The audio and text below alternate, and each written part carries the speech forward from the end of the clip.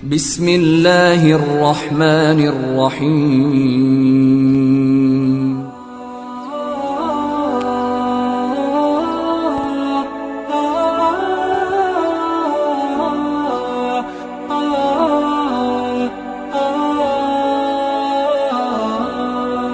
Malaikat adalah makhluk gaib ciptaan Allah yang luar biasa.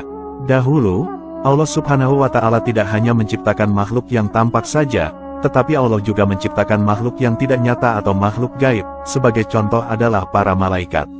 Sebagai makhluk gaib, wujud malaikat tidak dapat dilihat, didengar, diraba, dicium, dan dirasakan oleh manusia.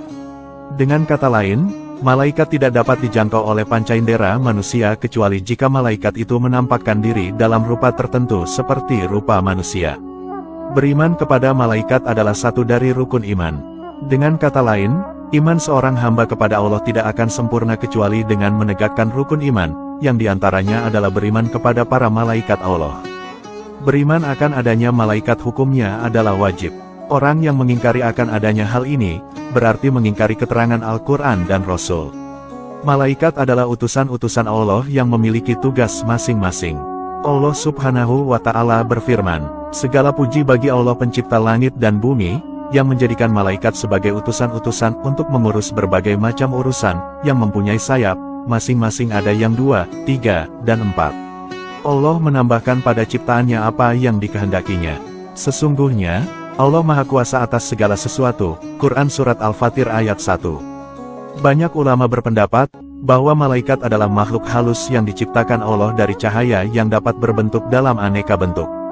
Para malaikat juga selalu taat mematuhi perintah Allah, dan sedikit pun tidak pernah membangkang. Para malaikat juga merupakan para tentara Allah. Allah menganugerahkan kepada malaikat yaitu akal dan pemahaman, lalu menciptakan bagi mereka naluri untuk taat, serta memberi mereka kemampuan untuk berbentuk dengan berbagai bentuk yang indah, dan memberi mereka kemampuan untuk mengerjakan pekerjaan-pekerjaan yang berat. Jumlah malaikat itu sungguh banyak. Bahkan, sampai-sampai tidak ada yang tahu jumlahnya kecuali hanya Allah Subhanahu wa Ta'ala sendiri. Namun, ada 10 nama malaikat yang wajib umat Islam ketahui. Dalam Islam, setidaknya terdapat 10 nama malaikat yang wajib kita ketahui dari seluruh jumlah malaikat yang tidak kita ketahui. Malaikat-malaikat itu adalah sebagai berikut. 1. Malaikat Jibril yang bertugas sebagai penyampai wahyu.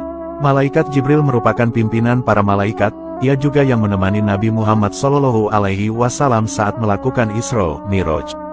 2. Malaikat Mikail yang bertugas menyampaikan rizki kepada manusia. 3. Malaikat Israfil yang bertugas meniup trompet saat hari kiamat tiba. 4. Malaikat Israil yang bertugas mencabut nyawa. 5. Malaikat Rotib yang bertugas mencatat amal baik manusia. 6. Malaikat Atid yang bertugas mencatat amal buruk manusia. 7. Malaikat Munkar dan Nakir bertugas menanyai di alam kubur. 8. Malaikat Malik yang bertugas menjaga pintu neraka. Dan yang kesembilan, adalah malaikat Ridwan yang bertugas menjaga pintu surga. Perlu diketahui, bahwa para malaikat itu tidak memiliki jenis kelamin laki-laki atau perempuan. Di dalam Al-Quran dijelaskan, bahwa para malaikat itu dianugerahi banyak sekali kemampuan yang luar biasa.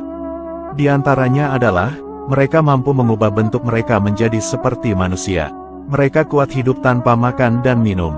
Mereka juga tidak pernah jemu dan letih dalam beribadah.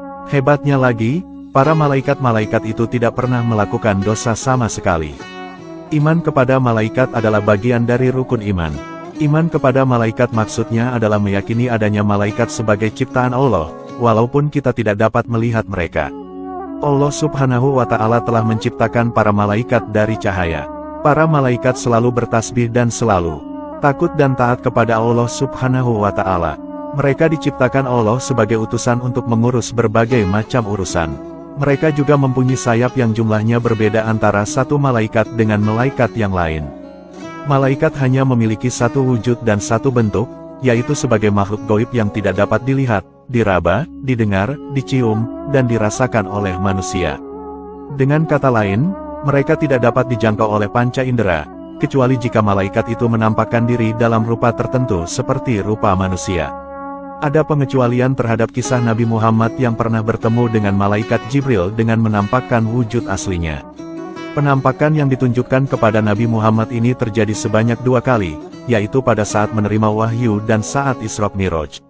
Adapun posisi malaikat terhadap Allah bukanlah siapa-siapa, melainkan mereka hanyalah sebagai makhluk ciptaannya. Mereka bukanlah anak-anak Allah, dan mereka juga bukanlah berjenis kelamin perempuan sebagaimana yang dikatakan oleh orang-orang non-muslim dalam kitab mereka.